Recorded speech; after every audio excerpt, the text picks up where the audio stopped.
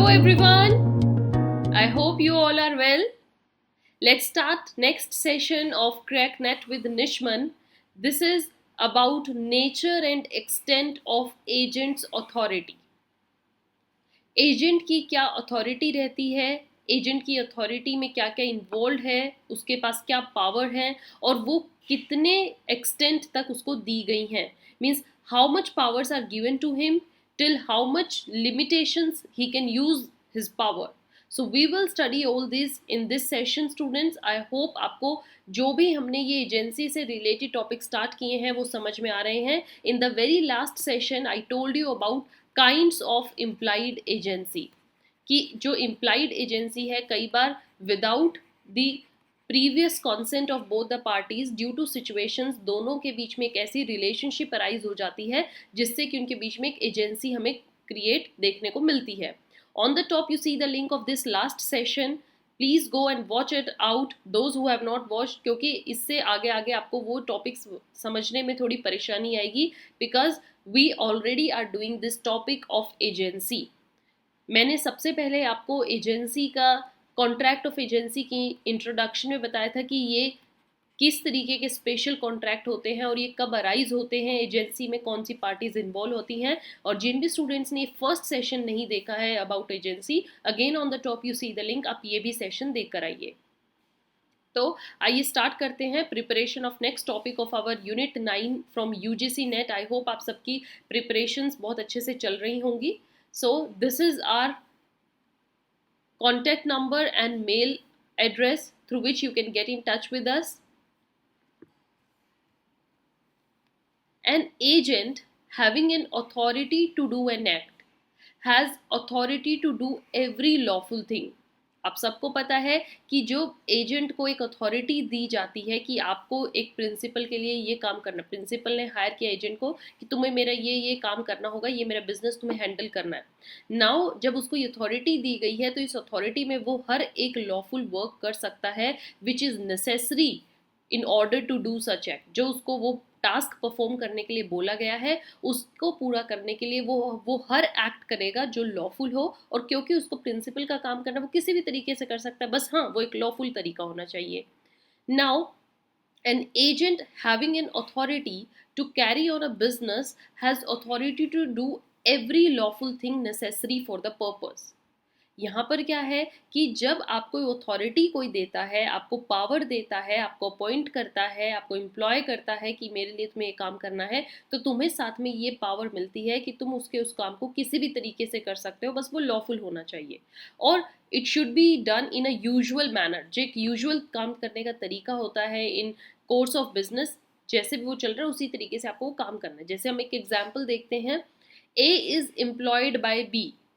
ठीक है, ए यहाँ पर प्रिंसिपल है और बी यहाँ पर उसका एजेंट है. ए ने बी को एम्प्लॉय किया है, अपने पास रखा है as an agent, residing in London. A रहता है लंदन में और उसने बी को अपॉइंट क्यों किया है कि तुम्हें मेरे लिए, मैंने किसी को कर्जा दे रखा था, पैसे दे रखे थे और तुम्हें अब मेरे वो पैसे निकलवाने हैं at Bombay, a debt due to B.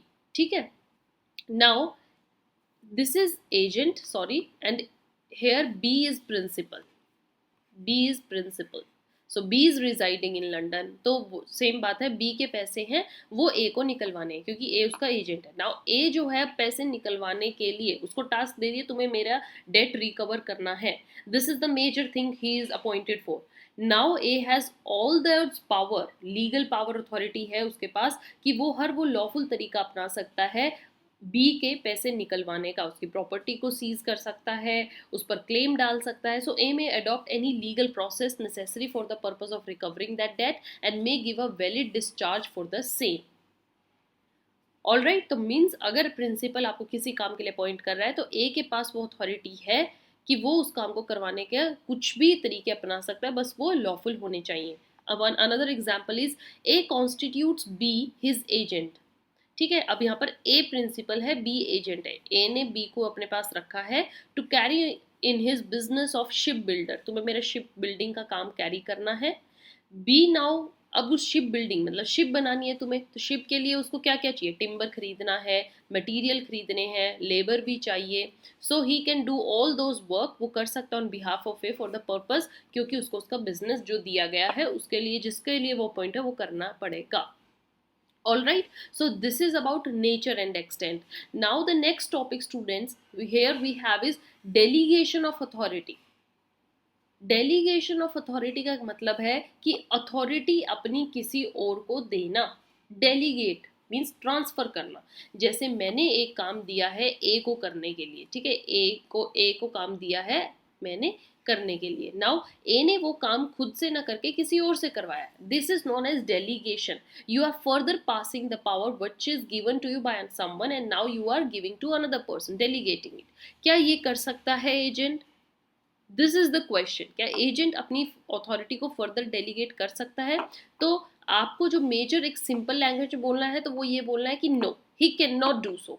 एक एजेंट, आपने जिस पर्सन को काम के लिए रखा है और वो पर्सन उसी काम को किसी और से करवा रहा है, इज इट वैलिड? तो आप तीसरे पर्सन को ही हायर कर लेते. सो एजेंट जो है वो लॉफुली किसी को एम्प्लॉय नहीं कर सकता to perform some others task. जिस टास्क तुम्हें प्रिंसिपल ने दिए तुम्हें वो कंप्लीट करके देनी है. राइट, जो काम तुम्हें पर्सनली दिया गया है you have to perform it personally. But students we have certain exemptions.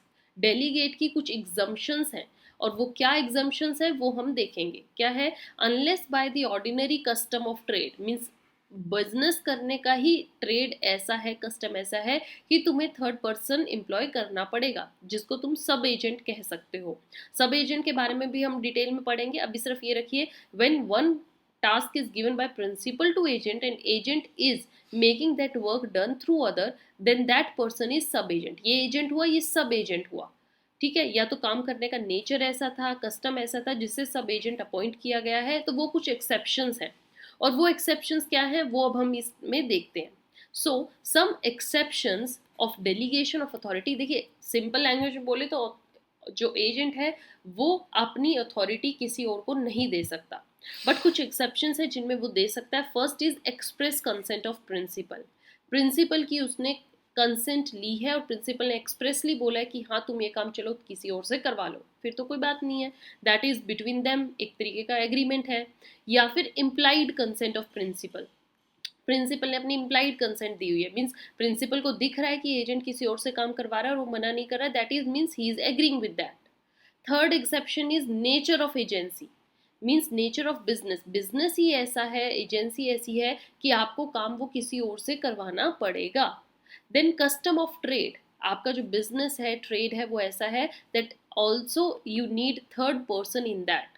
एक पर्सन को दूसरे से काम करवाना पड़ता है. जैसे क्या हो गया, ए है बिजनेसमैन, उसने बी को अपना एजेंट किया रखा है और बोला है कि तुम्हें मेरी बिजनेस के लिए एक बिल्डिंग कंस्ट्रक्ट करवानी है.